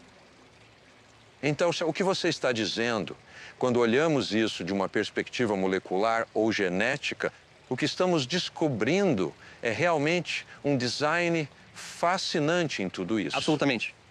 Mas o que ouvimos no paradigma convencional, a história convencional nos diz que são essas mudanças aleatórias que trouxeram tudo isso. Claro, nos anos 1800, quando não sabiam o que acontecia dentro da célula, não sabiam quão complexa era a genética, você poderia imaginar várias coisas. Mas agora que sabemos o que realmente acontece nos bastidores, a história fica muito mais complicada. Veja, eu gosto de dizer que o genoma é 4-dimensional. Bem, temos uma sequência unidimensional chamada DNA. E se você quiser desenhá-la, teria que escrever todas as letras do DNA, todos os 3 bilhões delas. E então você tem que desenhar linhas ou setas de uma parte para outra, porque essa parte desliga essa parte interfere com essa parte melhora essa enorme rede bidimensional de interação. É por isso que temos um genoma bidimensional. Quero dizer, deixe-me interrompê-lo por um segundo, porque é realmente incrível pensar nisso. Porque eu penso em termos de um programa de computador que é estático. Quero dizer, as instruções estão lá, mas você está falando de um programa que se reprograma, né? Está modificando suas próprias instruções. Espere até eu chegar à 4ª dimensão. Porque há uma 3ª dimensão primeiro. A informação nessa primeira dimensão, essa sequência linear, precisa ser organizada de tal forma que quando se dobra na 3ª dimensão, ainda funciona. Isso é incrível. Genes que são usados juntos estão próximos no espaço tridimensional. Você está dizendo que, uma vez que isso se dobra, é como se tivéssemos um novo conjunto de instruções? Sim, um novo nível de informação. Inacreditável. Que quem programou o primeiro nível precisava entender o que iria acontecer e fazer funcionar no terceiro nível. Mas você disse que há outra dimensão? Ah, sim. A quarta dimensão é tempo. E como isso funciona? O genoma muda de forma com o tempo. Talvez você coma algo ruim para você e seu fígado diz: eu posso eliminar essa toxina. Então, os cromossomos no fígado mudarão de forma. Expor esse novo gene de proteína, fazer cópias dele, fazer nova proteína que elimina a toxina e, quando não precisar mais, mudarão de forma e dobrarão de volta. Programação dinâmica. Todos os 3 níveis mudam no 4º nível, o tempo. Rob, isso está muito além de qualquer coisa que conhecemos, mesmo em nossos sistemas de software mais complexos, que é quase inimaginável pensar que alguém olharia para isso e diria que tudo aconteceu por acaso. Sim, e isso só traz glória a Deus. Traz. Você não pode construir algo assim, uma coisa de cada vez. Você precisa que funcione. Em toda essa complexidade interligada de 4 dimensões, não é algo que você possa fazer uma letra de cada vez com seleção natural. Tudo tem que estar lá? Sim, da mesma forma quando falamos sobre o ambiente no Recife de Coral. Se você não tiver todas essas peças interligadas, você não tem essa ecologia. O sistema vai desmoronar se você remover alguns fatores importantes que estão lá. Eles precisam estar juntos ou não acontece.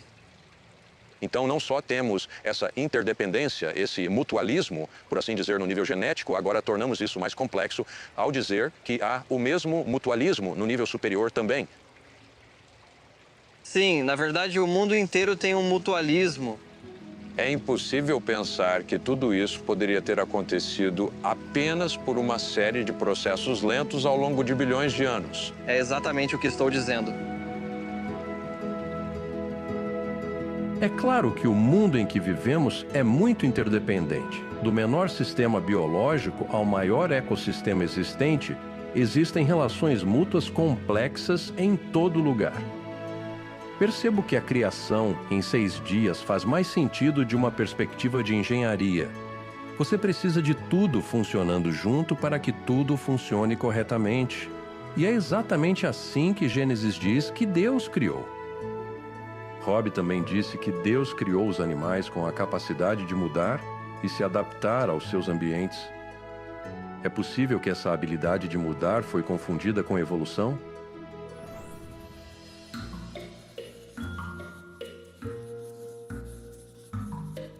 Enquanto Todd Wood e eu caminhávamos pelo zoológico, vimos beleza e design incríveis por toda parte. Notei a grande diversidade entre alguns animais, bem como a notável semelhança de outros. Como biólogo, o que você vê quando vê todas essas criaturas? Sim, quando olho para isso, olho especificamente para esses leões. Vejo gatos e todos os outros gatos aqui no zoológico. Todos eles têm essa essência felina que é muito evidente. É realmente aparente quando eles começam a brincar, certo? Você os vê brincando com uma bola ou algo assim e eles parecem um gato. Cientistas colocariam isso em uma família chamada Felidae. E eu entenderia os felídeos como representantes de um tipo criado. Então a continuidade, a semelhança ali é tão significativa que eu diria sim. Esses caras todos descendem de um único par de criaturas que estava na arca e que eventualmente gerou todos os diferentes tipos de gatos que temos hoje. Então, em vez de apenas um acidente aleatório, parece que todas essas diferentes espécies vêm de um design muito elaborado. Ah, e não é apenas um design como Deus, você sabe, criou o leão. Deus criou algo que poderia fazer um leão. Então é mais como uma ferramenta multiuso ou um canivete suíço, onde você tem peças que pode usar quando precisar, mas é tudo uma coisa só. Dê-me alguns outros exemplos de tipos criados. Sim, então você tem os ursos pardos e o urso polar. Todos são membros do tipo urso. Você tem patos, cisnes e gansos. A coisa sobre o tipo canino é realmente interessante. Então você pega apenas essa criatura parecida com um lobo e podemos criar em apenas alguns 100 anos muitas raças diferentes. Bem, Todd, isso é fascinante pensar sobre o que Deus estava fazendo quando ele trouxe 2 de cada tipo. O que você acha que estava acontecendo ali? Ah, sim. Ele não precisa trazer cada pequena variedade para a arca. Então, quando você faz os cálculos e não sabemos exatamente quantos tipos criados estavam na arca, mas talvez alguns milhares e são pequenos. A maioria dos animais é pequena, então você tem espaço de sobra e toda essa diversidade que temos hoje está embutida nesses 2 de cada tipo. Todd, estamos olhando para as zebras, todas únicas, e ainda assim essas criaturas têm tanta complexidade e diversidade. Como a história padrão, o paradigma convencional explica isso? Bem, eles usariam a teoria da evolução, certo? Então, milhões de anos, variações aleatórias, todas as coisas que estão vivas agora, aquele cacto, aquela zebra, a grama aqui, tudo está ligado. Todos nós voltamos a um ancestral comum de bilhões de anos atrás. E através do processo de mutação, variação genética e seleção natural, é daí que vem o que temos hoje. Então, seleção natural, o que é isso? Tem o potencial criativo necessário para tudo isso? Seleção natural é basicamente sobre eliminar coisas que não são adequadas para o ambiente. Se você é um tentilhão nas Galápagos e tem um bico muito pequeno e o único alimento disponível são sementes grandes e duras, você vai morrer. E é exatamente isso que observamos. Podemos ver ao longo das gerações como o tamanho do bico e os tentilhões mudam nas Galápagos, mas ainda são tentilhões, ainda são pássaros. A ideia de que a seleção natural gera toda a diversidade que vemos não foi demonstrada. O que encontramos com mais frequência na seleção natural é que ela faz muitos ajustes finos. Bem aqui, temos esses óriches, belas criaturas com cores muito pálidas. O alcance selvagem do óryx está no extremo sul do deserto do Saara. E então você pode ver, sim, a coloração deles faz sentido. Se você tiver um muito escuro, será fácil para os predadores encontrarem. E assim, acabam sendo essas cores claras e bonitas. E esse é um exemplo de onde a seleção pegaria uma variação e a transformaria em uma adaptação. E isso nos leva de volta à ideia de que um design realmente requintado no início... Eu acho que sim. Absolutamente. Proporcionou a essas criaturas a capacidade de sobreviver e mudar para seu benefício. Absolutamente. Então, a capacidade de mudar sua cor assim, para se ajustar a um ambiente, precisa estar no sistema antes de começar. Agora, não me entenda mal, a seleção natural e a variação aleatória podem fazer coisas incríveis. É bastante impressionante, mas não vemos um tipo mudando para outro. Tudo aí o que vemos são variações dentro de um tipo criado. Então, há uma árvore felídea, que tem todos os gatos. Há a árvore canídea, que tem todos os cães. Há a árvore ursídea, que tem todos os ursos. Há a árvore equídea, com todos os cavalos. Cada tipo criado individual, então, tem sua própria árvore, resultando em algo como um pomar ou uma floresta. Como cientista, parece que você está dizendo que o paradigma de Gênesis responde melhor a esses dados. Em última análise, acho que sim, porque abrange tanto a semelhança quanto a diferença. Agora, como já dissemos, há muitas perguntas que ainda estão por aí esperando respostas, mas estou confiante. Dado o que nosso paradigma pode explicar, estou muito certo de que essas respostas serão encontradas. Depois que saímos das zebras, fomos para os gorilas. Todd queria falar sobre a questão da evolução humana. Todd, vemos isso o tempo todo, em uma nova descoberta, novos crânios, novos esqueletos que supostamente solidificam todo esse elo. Sam. O que você vê aí? Claro. Bem, tenho alguns aqui na minha bolsa. Um crânio. Então este cara é um Neandertal, sim. Testa muito baixa, nós temos testas bem altas. O rosto, a parte média, foi puxada para fora. Mas, ao mesmo tempo, bem, parece muito humano. Então, isso é Neandertal. Quer segurar esse? Ok. Temos outros muito diferentes. Sim. Agora, este aqui é Australopithecus africanos. Sem testa, inclina para trás. Caixa craniana pequena. Focinho se projeta e rosto inclinado para frente. O que faz com isso? Há muitos mais que poderíamos mostrar, fotos, crânios, olhando juntos realmente. são bem diferentes. Sim. Bem, aqui está a questão. Então, tudo aquilo que já falamos, posso mostrar repetidamente, de novo e de novo, com vários estudos, que encontro uma descontinuidade entre humanos e não humanos. Então, isso cai no lado humano. Este Neandertal aqui, ele é um de nós. Isso aqui não é, é algo diferente. Mas isso seria apenas mais uma variedade de seres vivos que Deus criou no início e que sobreviveram ao dilúvio na arca. Então, quando olhamos para o homem de Neandertal, estamos olhando para um humano. Mas é um humano que, assim como encontramos nos cães, temos muita variedade de cães. Temos muita variedade de pessoas. Então, podemos ver as diferenças óbvias entre nós e o gorila.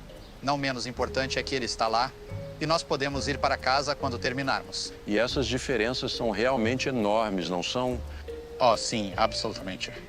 A imagem de Deus implica essa ideia de ser o representante de Deus aqui na Terra. Parte disso é ter domínio e autoridade. Qualidade espiritual que temos e não compartilhamos com animais assim. É óbvio que somos diferentes do resto da criação porque somos feitos à imagem de Deus. Somos os únicos a criar zoológicos para ver a beleza dos animais de Deus.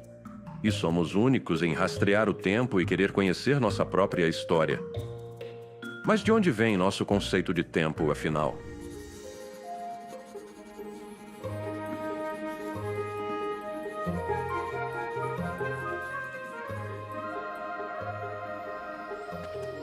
Era uma noite muito linda. Danny me levou para fora da cidade e me manteve acordado até tarde para me mostrar algo inesquecível. Agora você vai me fazer comprar um telescópio. Você sabe, tá? Temos propósitos para as estrelas em Gênesis 1, 14 a 19. É o relato da criação do quarto dia. Menciona estrelas e corpos celestes para marcar o tempo, governar a noite, ser para sinais, estações e festivais. As pessoas têm usado as estrelas para marcar a passagem do tempo. Os padrões se repetem todas as noites. Eles se repetem todos os anos. Eles voltam na sua estação. Há muita regularidade aqui. E quanto ao design do Sol e da Lua? Bem, há algumas coisas que posso falar. Em raras ocasiões, a Lua passa entre nós e o Sol. Não acontece com frequência, e quando isso ocorre, a Lua mal cobre o Sol. Se a Lua fosse um pouco menor ou mais distante, não faria isso. Se fosse maior ou mais próxima, seria exagerado. E então esses eclipses são espetaculares e raros, e este é o único planeta em que isso importa. E é o único planeta onde isso acontece. E você tem que pensar que é assim que o mundo é, sem razão aparente e sem motivo claro, ou o mundo é assim por um propósito. Para mim, isso fala de criação. Ok, bem acima de nós temos o grande quadrado de Pégasus. É este grande retângulo. Agora, saindo de Pégasus, há um ponto nebuloso ali. Você vê isso? Sim. Essa é a galáxia de Andrômeda. Esse é o objeto mais distante que você pode ver a olho nu. Achamos que está a pouco mais de 2 milhões de anos-luz de distância e contém bilhões de estrelas. Ok, Danny, isso me leva a uma grande pergunta, uma questão na mente de muitas pessoas. Se temos estrelas que estão tão longe, milhões de anos-luz de distância, e se a Terra é jovem, como acreditamos, então como a luz das estrelas pode estar aqui? Sim, chamamos isso de problema do tempo de viagem da luz, e vou tentar explicar de outra maneira. Acreditamos que a criação tem apenas milhares de anos, digamos 6.000 anos, 7.000 anos, algo assim. E acabei de apontar algo que acreditamos estar a 2 milhões de anos-luz de nós. Acho que essas distâncias estão corretas. E nós, criacionistas, precisamos responder a essa pergunta e oferecemos várias soluções diferentes para isso. Vou discutir com você minha solução sobre isso. Várias coisas me chamam a atenção no relato da criação. Uma, há muitos processos acontecendo rápidos, mas ainda assim processos. Se você olhar o relato do dia 3, ele fala sobre plantas surgindo do solo. Diz que a Terra produz essas plantas, e a Terra produziu. Acho que se você estivesse lá, pareceria um filme em time-lapse, crescimento que normalmente levaria décadas, ocorrendo em minutos ou horas. Crescimento normal, mas muito rápido. Acredito que você pode interpretar um dia da criação em termos de outro dia.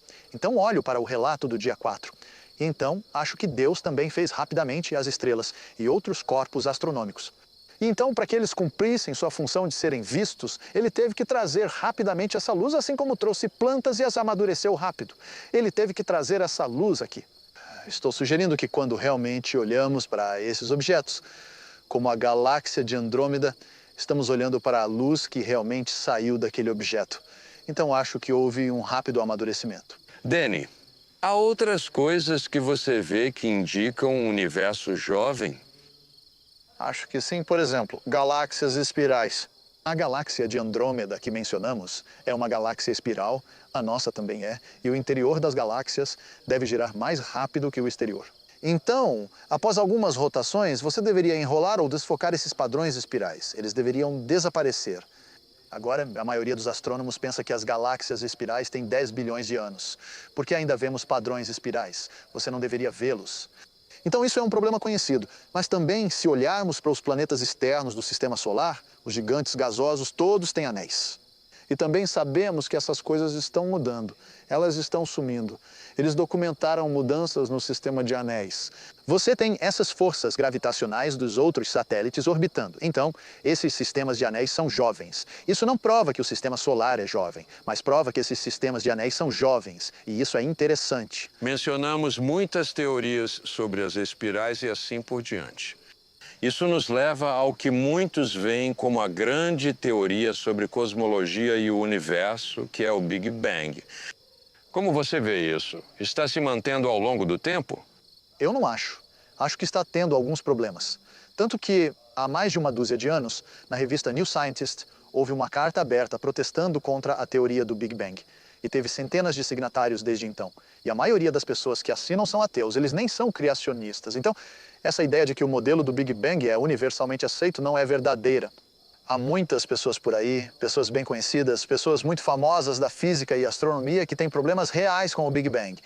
E eu não vejo como você pode reconciliar o Big Bang com a Bíblia, embora muitos pensem que pode. Acho que a tentação que eles têm é tentar interpretar as escrituras em termos do pensamento cosmológico atual. Isso não é novo. Já aconteceu antes com resultados desastrosos. Então, acho que quando você olha para a história da ciência, como descartamos teorias ao longo do tempo, tivemos teorias que eram supostamente indiscutíveis e depois foram abandonadas. Quando você vê essa lição da história e quer casar Gênesis, quer interpretar Gênesis pelo paradigma dominante, acho que precisa ser cuidadoso. Percebi que Danny estava mudando nossa perspectiva. Precisamos interpretar o universo em termos de Gênesis, não o contrário. E Gênesis nos diz que Deus criou o Sol, a Lua e as estrelas para serem um magnífico relógio para acompanhar a passagem do tempo. Até os antigos construíram torres para seguir as estrelas. Mas o que Gênesis diz sobre essas pessoas e as línguas que falavam?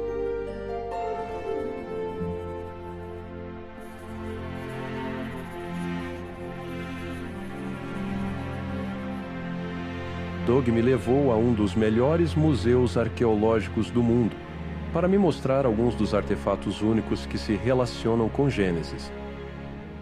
Os eventos da Bíblia se desenrolam no Antigo Oriente Próximo, então todas essas terras são extremamente importantes para entender como e o que aconteceu no texto bíblico.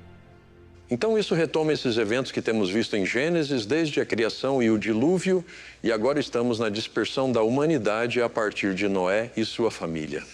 Exatamente, e a dispersão teria ocorrido em algum lugar nesta cadeia de montanhas ao noroeste da Mesopotâmia. E o que vemos no texto bíblico, na narrativa, é que várias pessoas migraram para o sul da Mesopotâmia, a terra de Sinar, e se moveram em direção ao processo de urbanização, vida urbana. E essa é a famosa Torre de Babel. Exatamente. Sabemos onde isso está?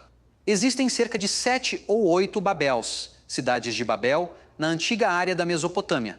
E então, uma de cada vez, estudei todas essas áreas e encontrei apenas uma que atende a todos os critérios do famoso local da Torre de Babel. E esse é o local de Eridu, que fica no sudeste da Mesopotâmia. Temos sinais da expansão para o norte, para o sul, para o leste, para o oeste, até o Egito distante. E quando você diz evidências, São os artefatos que encontramos nessas escavações arqueológicas? Exatamente. Há uma enorme quantidade e tipos muito específicos de cultura material que atestam essa expansão de pessoas que estou ligando à dispersão pós-Babel. Aqui estão as tigelas de borda chanfrada, aquele tijolo Rimkin lá em cima e 2 jarros com bico. Essas formas de cerâmica e cultura material são encontradas em todo o Oriente Próximo. A Bíblia descreve um evento que não é só a confusão de línguas, mas a dispersão de pessoas longe daquela cidade. E porque vemos a linguagem, ou a expressão escrita da linguagem, surgir do nada, e então línguas diferentes sendo representadas pela escrita cuneiforme ou hieroglífica ou outros meios. Então você não tem um plano universal seguido por todas as línguas. Você vê diversidade nas formas de gramática de língua para língua, mesmo nas línguas antigas. Parece, então, que o evento registrado em Gênesis sobre a Torre de Babel é um evento muito, muito crucial para a arqueologia. É sim. Então, tudo isso se encaixa com o relato bíblico de como surgiram as línguas. É a única maneira de explicar isso. Assim, a integridade da história bíblica é justificada pela expressão dessas línguas. Agora, a maioria de nós pensa em uma torre, como as que vemos nas grandes cidades, com grandes paredes retas. É isso que eles estavam construindo? Essencialmente, é uma variação de uma pirâmide, com 4 lados e várias escadarias até o topo. Em Eridu, temos um templo que existiu em 18 fases diferentes, e em cada fase, ele cresceu em tamanho e complexidade. E aquele templo final, aquela fase final do templo, foi abandonado logo na época da expansão tardia de Uruk. Diagonal ao templo havia uma plataforma realmente enorme. Você acha que isso poderia ser a base da Torre de Babel? Com certeza. E eu sugeriria que essa expansão tardia de Uruk, onde essa tecnologia começou, foi algo que se espalhou com as pessoas. Nós encontramos formas desses zigurates em várias partes do mundo. Nós os achamos na China, nós os achamos na Índia, nós os achamos em várias partes das Américas, em todo lugar. Claramente temos evidências aqui de civilização e pessoas começando a se reunir em comunidades, até cidades. Temos outras provas disso? Com certeza podemos avançar para o tempo de Abraão, porque sabemos que Abraão viveu no local de Ur, que também estava no sul da Mesopotâmia, no final do 3º milênio antes de Cristo. Isso nos leva ao fim do capítulo 11 de Gênesis. Exatamente. Na verdade, você vê algumas cerâmicas, algumas tábuas cuneiformes, todas datando do período da 3ª dinastia de Ur. É incrível. Enquanto estamos aqui pensando sobre isso, pensando em Abraão e que isso representa a cultura e a civilização em que ele viveu. É uma grande ligação com aquele registro em Gênesis para nós. É fascinante e dá uma sensação de envolver os eventos que ocorrem no texto bíblico. Quando olho para a história, percebo que cada uma dessas culturas foi impactada pelos eventos registrados em Gênesis. Mas qual é a importância de Gênesis para nós hoje?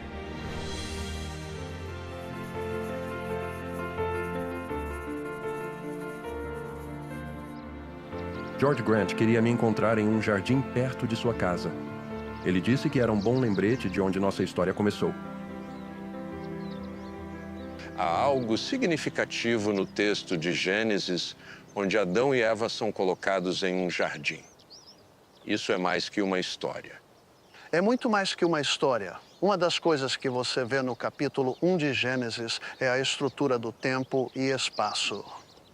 O universo é criado para um dia de 24 horas. E então tudo, desde os ciclos de sono até os ciclos de trabalho, vem desse relato histórico. Quando chegamos ao capítulo 2 de Gênesis, vemos o significado e propósito do homem. Claro, no capítulo 3 de Gênesis, vemos a ruptura de tudo pela queda. E as implicações de uma queda histórica, um homem real e uma mulher real, que realmente cederam ao pecado real. Tem, então, implicações por todo o resto da Bíblia. Se você remover um Adão e Eva literais, isso muda toda a forma do que é a história e como a história é lembrada. É porque quando tiramos um Adão e Eva de um registro histórico, podemos então inventar o que pensamos sobre homem, casamento e sexualidade. Com certeza. O apóstolo Paulo entendia os eventos dos primeiros capítulos de Gênesis como formativos, não apenas para a nossa compreensão da história, mas para relações entre homens, mulheres e filhos, o caráter e a natureza do casamento, o certo e o errado nas relações morais, incluindo a sexualidade. Tudo isso é assumido a partir desses primeiros capítulos de Gênesis, muitas vezes citando as passagens palavra por palavra. Parece que até Pedro considera o evento do dilúvio, por exemplo, como um evento histórico e colocando-o no contexto do que ele aponta como um julgamento que virá. Então, até o julgamento faz parte da compreensão desse registro histórico. Você corta coisas da história e perde o significado de tudo. Acho que a maioria dos cristãos, quando falamos, por exemplo, da vida de Cristo, esses são entendidos como relatos históricos. Por que é que, quando olhamos para o relato em Gênesis, temos a tendência de não querer fazer isso? Temos a tendência de não fazer isso porque somos constantemente exortados a não ver dessa forma. Pela cultura ao nosso redor? A cultura ao nosso redor dos teólogos. Teólogos modernos que tentam ajustar as verdades das Escrituras com as chamadas descobertas da ciência, que se você conhece a história da ciência, sabe que é um caminho não muito confiável. Então, somos bombardeados com a mensagem de que temos que ajustar nossa visão. Mas acho que há muitos cristãos que têm a sensação de que a historicidade de Gênesis não é tão importante para o cristianismo deles. Acho que fomos enganados nesse ponto. Precisamos ter muito cuidado aqui. Quando você coloca esses capítulos em uma categoria diferente e não histórica, o que faz com o resto da Bíblia? A Bíblia que assume que é verdade. A Bíblia que a trata como historicamente verdadeira. A Bíblia que se refere aos personagens. Será que isso nega toda a Bíblia? Bem, sim. E essa era a estratégia dos críticos superiores nos séculos XVIII e XIX. Eles sabiam que se você pudesse atacar os primeiros 3 ou 11 capítulos de Gênesis, você teria acabado com tudo. Bem, George, isso nos traz de volta a noção de que a história registrada em Gênesis ou qualquer história verdadeira é crucial para entendermos o que ocorre ao nosso redor. Sim, e de fato nos lembra de como a história é importante para ancorar todas as outras disciplinas humanas. É a história que ajuda a informar a ciência, para que a ciência possa começar sua jornada de descobertas no mundo. Então, o que a história faz é nos dizer o que ocorreu. Então, o que a ciência tenta fazer é perguntar, bem, como isso aconteceu? E então começa a explorar o como, as mecânicas, as estruturas presentes nesses eventos. Se você tentar inverter isso, se tentar fazer a ciência dizer o que de fato ocorreu, então você acaba tendo uma visão de mundo que está sempre mudando, onde nada é certo. E o relativismo moral é o resultado necessário. E Deus nos deu essa base sólida, Ele nos deu essa fundação nesse registro histórico. Ele nos deu isso nesse registro histórico que volta até o capítulo 1 de Gênesis e ao jardim. No fim, acho que sempre voltamos para casa. E para mim, casa é o Colorado. Sempre penso mais claramente quando estou diante da beleza da criação de Deus. Visitamos muitos lugares e vimos muitas coisas, mas considerando tudo junto, é evidente que nada no mundo faz sentido exceto a luz de Gênesis. Adoro estar nas montanhas, especialmente em montanhas assim. Elas nos ajudam a ter perspectiva. Nos ajudam a perceber que somos pequenos. E finitos e frágeis, elas nos humilham. E precisamos ser humildes, porque tendemos a basear nossas ideias em nosso pequeno conjunto de experiências. Por isso, a sabedoria dos tempos nos diz repetidamente para conhecer a história. Tudo o que fizemos até agora analisou as evidências que nos mostram que a palavra de Deus, a história registrada para nós em Gênesis, é verdadeira. Deus criou o mundo em 6 dias.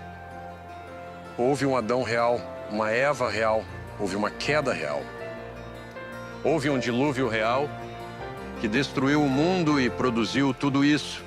É glorioso, mas representa o julgamento de Deus. Tudo apoia o que Deus nos disse. Gênesis é história. História verdadeira.